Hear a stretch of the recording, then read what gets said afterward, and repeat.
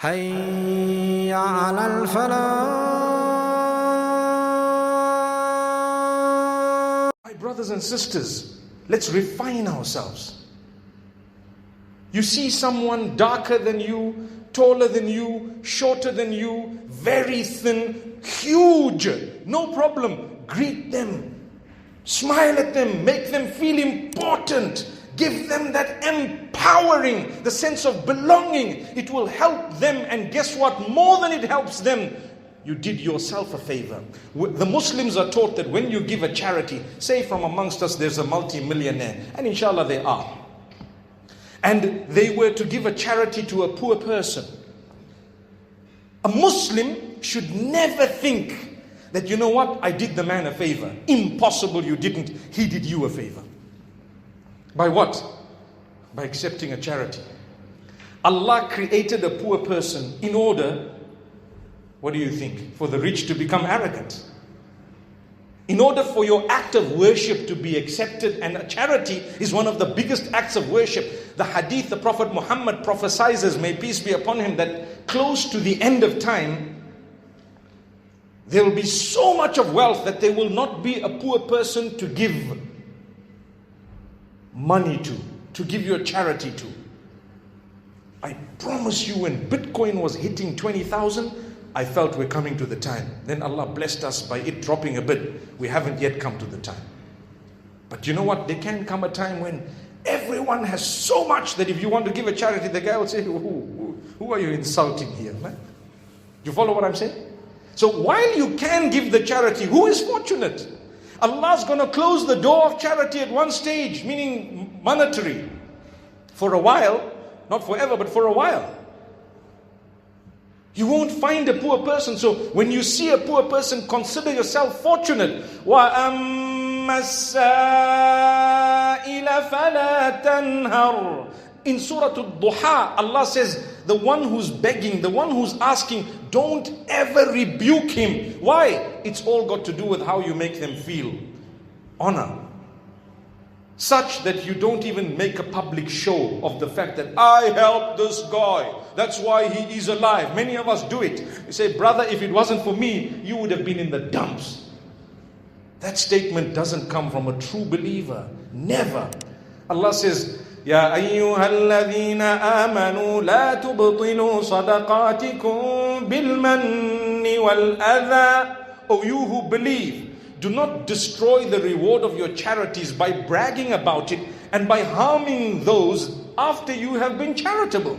That means, if I give you a charity and I brag about it, I've just nullified the reward of it. I'm supposed to humble myself. I'm supposed to make you feel more important than I. Even though the world might think you did a favor. The person might also believe you did a favor. But you know what? You, if you're refined, you look at it in a different way. Humble yourself. Humble yourself. Bring yourself to the understanding that you're supposed to be upon. Never ever maltreat people based on their financial standing, social standing. Sometimes we only greet the rich and famous. Sometimes we're only, acknowledging people who look a certain way.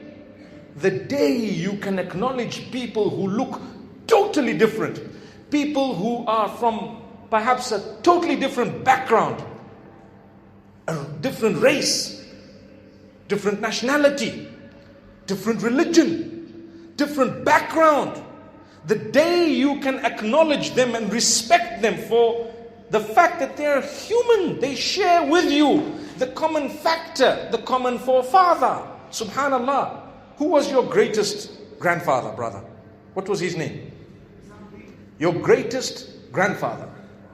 How could you not know? Who knows? Adam. Who was your greatest grandfather? What was his name? Adam. You're right. So we're related, mashallah. We're all related here. I knew it. When I walked in, I said, my cousins are all here waiting for me. Subhanallah. Yes, you are. It's the love you feel when you've realized that I'm a human. If I'm a human, you're a human. I don't care where you've suddenly ended up, Bradford or wherever else. I don't care. I don't care if if the children of that man, somehow someone ended up in Nigeria and the other one ended up in America and the other one was still, wherever in the Middle East, and one was in Pakistan and the other was in India. You have to acknowledge, if you're a refined human being, that after all, we're brothers and sisters in humanity. The day you acknowledge that, that's the day you've inched towards understanding who your maker is. Because it's the same maker who made them, made you. I'm trying to impress the same creator who created everyone else. So if he created everyone else and I'm so loving and kind to all his creatures, surely he'll be impressed with me. And if I'm nasty to one creature of the Almighty, do you think he's going to be impressed with me? He made that creature. You follow what I'm saying? And we call ourselves religious. See what I'm saying? Understand Allah. That's why the Prophet Muhammad, peace be upon him, tells us the Almighty will not have mercy on the one who doesn't have mercy on the rest of mankind as a starting point. La yarhamillahu man la yarhamin nas. Statement of the Prophet Muhammad, peace be upon him. Allah does not have mercy upon those who don't have mercy on other human beings. Why do I say a starting point? Because it extends beyond that to animals, to birds, to the fish, to the ecosystem. You need to have mercy on your own ecosystem. By doing what? Preserving it. That's a Muslim. That's a beautiful person. You're worried about pollution, perhaps from your own system. You're worried about other things in the environment. You won't litter. That's what makes you a good Muslim.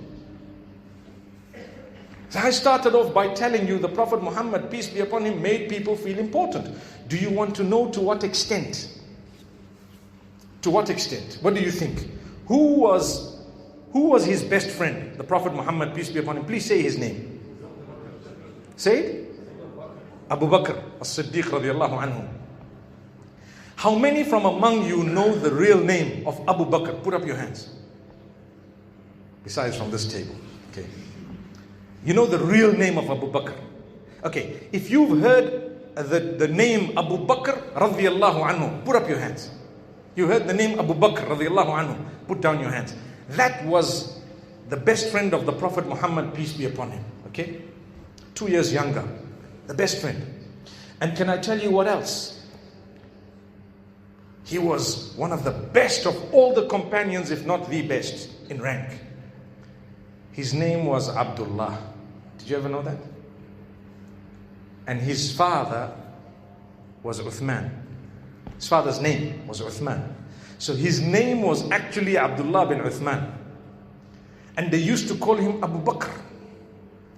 And they used to call his father Abu Quhafa. So they used to call him Abu Bakr ibn Abi Quhafa. But his real name was Abdullah. It's like how we have names for ourselves. Waz. I still don't know what Waz stands for. MashaAllah. What is it, by the way? Wasim. MashaAllah. Wasim. MashaAllah. May Allah grant you goodness, my brother. No ghibah. You're right in front of me. So, my brothers and sisters, to what extent did the Prophet Muhammad, peace be upon him, make people feel important? Let me explain. The companions say, لا يحسب جليسه أن أحدا أكرم عليه منه. That is by far one of the most powerful statements when it comes to seeing how the Prophet ﷺ made people feel around him. It says the companions are saying, none of those in his company ever felt that there was anyone more honored than himself to the Prophet.